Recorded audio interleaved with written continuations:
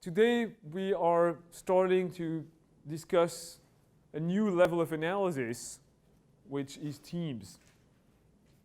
And we'll devote 2 sessions on that. And we'll start with a definition. So what is a team? Anybody knows the A-Team? That's another old TV series. Maybe the movie, you might have seen the movie, The A-Team. So the A-Team is a great example of a team. So a team is a small number of people. So how small? The numbers vary in the literature and in organizational behavior. Some people say up to 20 is a team. Others say 15, others say 10. I chose 10 to go with 10, but just a small group of people.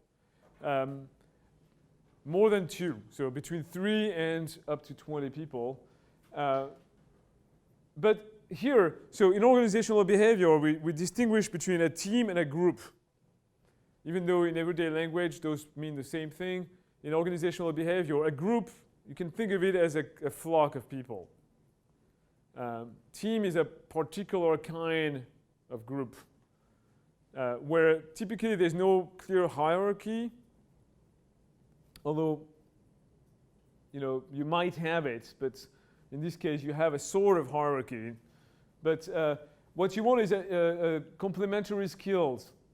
So in the A-Team, so what's the A-Team? The A-Team, the story, the backstory is it's a group of elite forces that have been somehow betrayed by somebody in the government. And so now they've been outlawed and they've been chased by the government. But they're kind of good Samaritans. So as they flee the government, they help people in need. And they keep having spectacular fights and, they're kind of like military units. So there's always kind of explosions and it's like a TV series from the 80s, And so you have this guy who's the colonel, who's the former boss, and he's the brain of the operation. He's the one who always devises the strategy. You have Mr. T, who's kind of the muscles, the big guy who, whenever you need a strong man to raise, to carry a car, to stuff like that, or to beat somebody up. Mr. T is the guy. This guy is the technical genius, so and geek, right? So he's the guy who can invent any kind of electrical things or weird weapons and traps and things like that, and fix cars. So that's the guy. And this guy is Mr. Charming Man. So he's like the marketing guy, the PR guy. He's whenever you need to have somebody that looks respectable to approach a bank or a business client or to seduce a woman who's involved in whatever they do it. Well, I mean, he can't help always have romantic things. That's the guy who always has like romantic stories as well. So anyway, so they all play their complementary role in the team. Now, so complementarity implies diversity of skills. Diversity can create conflict.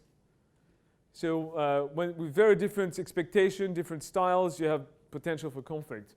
In fact, these 2 guys in particular, Mr. T and I forget his name, the name of this guy, but they always fight. So he has a weird sense of humor and often makes booby traps or jokes that Mr. T is at the butt, the end, the butt of his jokes, and Mr. T often wants to beat him up, the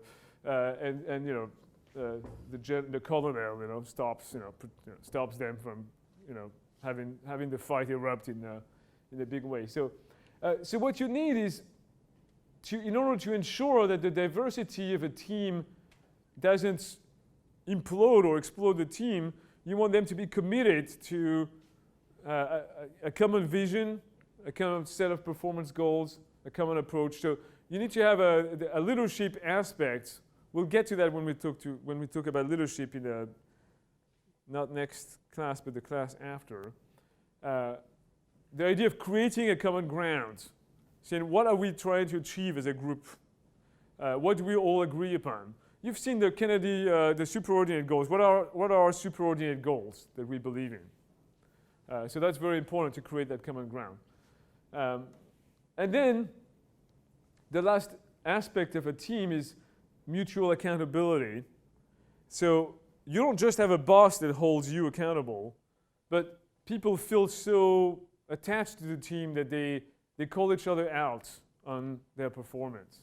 So they compliment each other when they've done good things, or when somebody's not pulling their weight, everybody else is like, hey, you're not pulling your weight. You know? Think about a sports team. How a high-performing sports team, everybody's like, hey, you know, everybody's watching out for everybody else, and everybody's like, cares about the performance of the sports team. So with this definition, what is implied is if you don't have any of these sort of characteristics, you don't have a team. So if you have a group of people that don't have complementary skills, everybody's like of the same specialty, then that's not really a team. If you don't have a common purpose, set of performance goals and approach, you're not a team. If group members don't hold each other accountable, you don't have a team. So many of the things that are called teams out there are not real teams for organizational behavior. If you just join a group, a work group, and you know, how many work groups have you been at Cal Poly in where results are terrible and the group never flies? Yeah, pretty much everybody has had that experience, right? So, you know, those characteristics help a team be more effective. An important question to ask with respect to teams is when to use teams, or you could ask another question, what are teams good at doing? Why do we use teams? Why do we have teams? Instead of like working alone on different tasks, why would you want a team to work together as in that form, in that configuration on a particular issue? So what, you know, I'm asking you this: what are teams good at? You know, why do we use teams in organizations?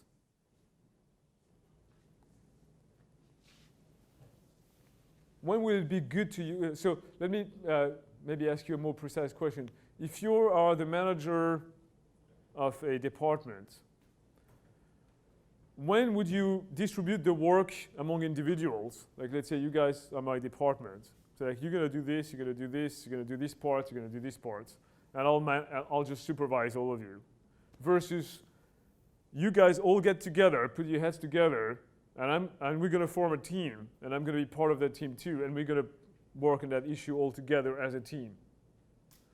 So what kind of jobs would you pick for teamwork versus individual work?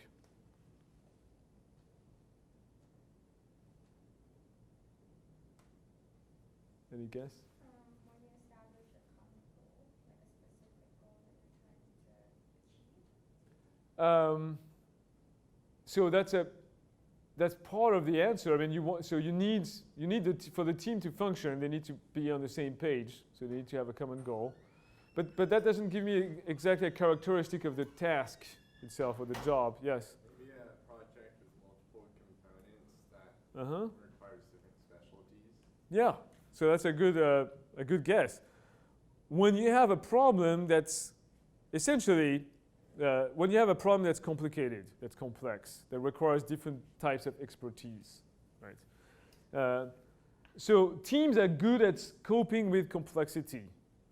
For simple tasks that only require, that can be done by one person, it's less effective to use a team. Why? Because then it's like a case of too many cooks in the kitchen. It's like, you know, people are not on the same page, people might disagree. So there's always the potential for disagreements. Getting on the same page takes a lot of work, takes a lot of communication. Like, think about that. When you work in teams, in student teams, think about the time it takes for people to understand what they think about the problem, to communicate their different thoughts, to express their disagreements, to reach common ground, you know. And sometimes some of us are really bad at that. Some of us are not good at communicating what we think. And so we don't like teamwork. Those kinds of people don't like teamwork. So if you don't need to use a team, don't use it. But when you have a complex problem, a non-routine problem, a problem that requires creativity, a problem that crosses functional specialties. A great example of that is a new product development team. Let's say like a company like Apple wants to launch their next new product. they usually will have in the team, in the new product development team, people with different specialties. So software engineers, hardware engineers, designers, marketing specialists, financial analysts. Those might be, you might, depending on the kind of device, you might add, if you have a device that has medical application, you might want to add doctors to that, or biologists, so all of these people have a different piece of the puzzle, and they all see a different part of the elephant, and you really need them to talk to each other and disagree, and builds a fuller picture than any one of the members could have for the team to work. So really, that's the main reason you want to use teams: coping with complexity.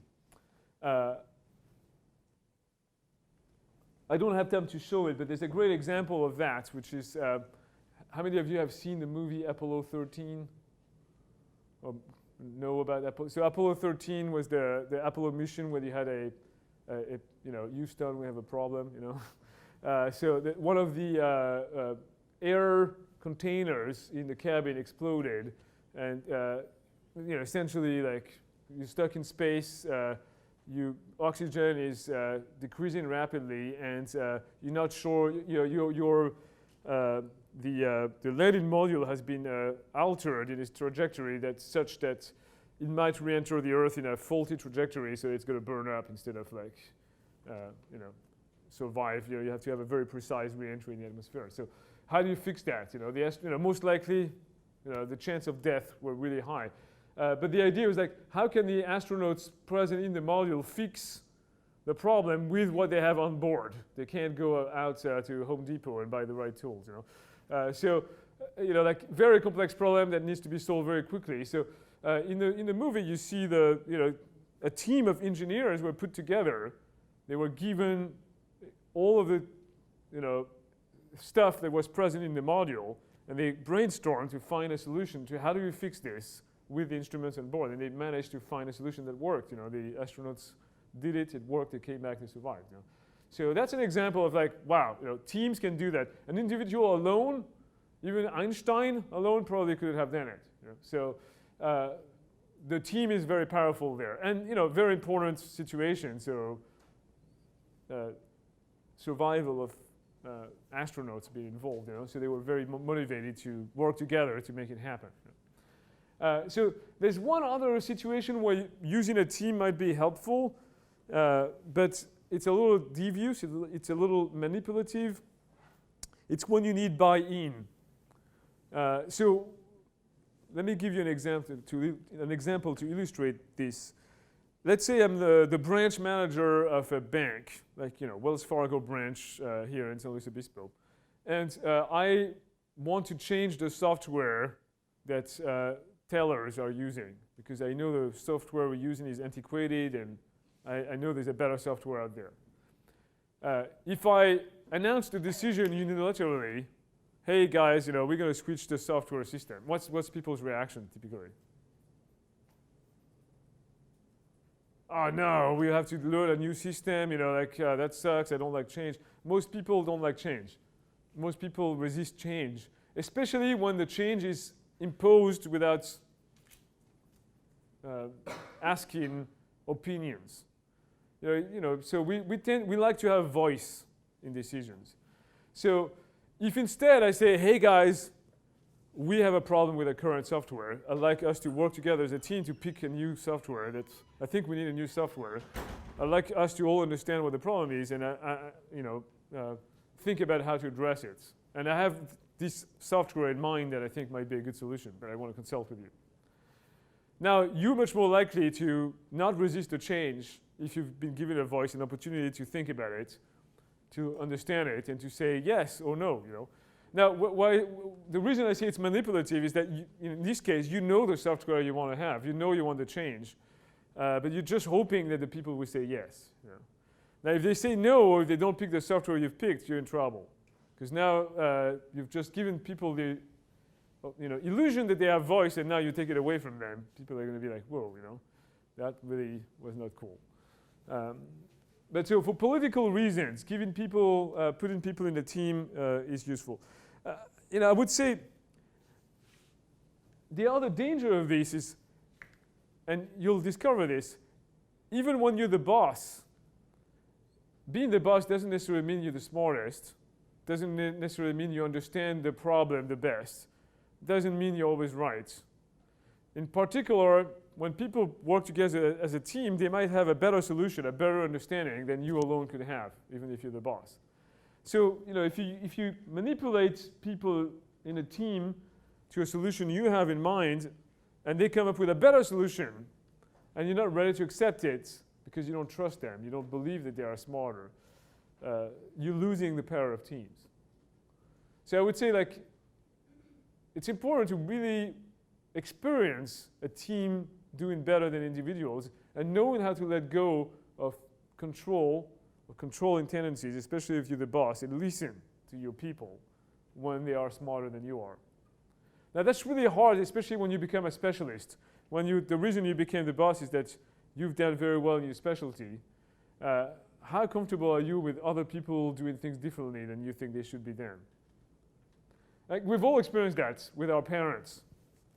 Our parents raised us, and they all have a certain idea of how you should do things, how you should drive, how you should dress, which profession you should pick, And when we're kids, we listen to them because they know better, they know more. And as we grow older and older, we start to have our own opinion and discover our own style and do things differently.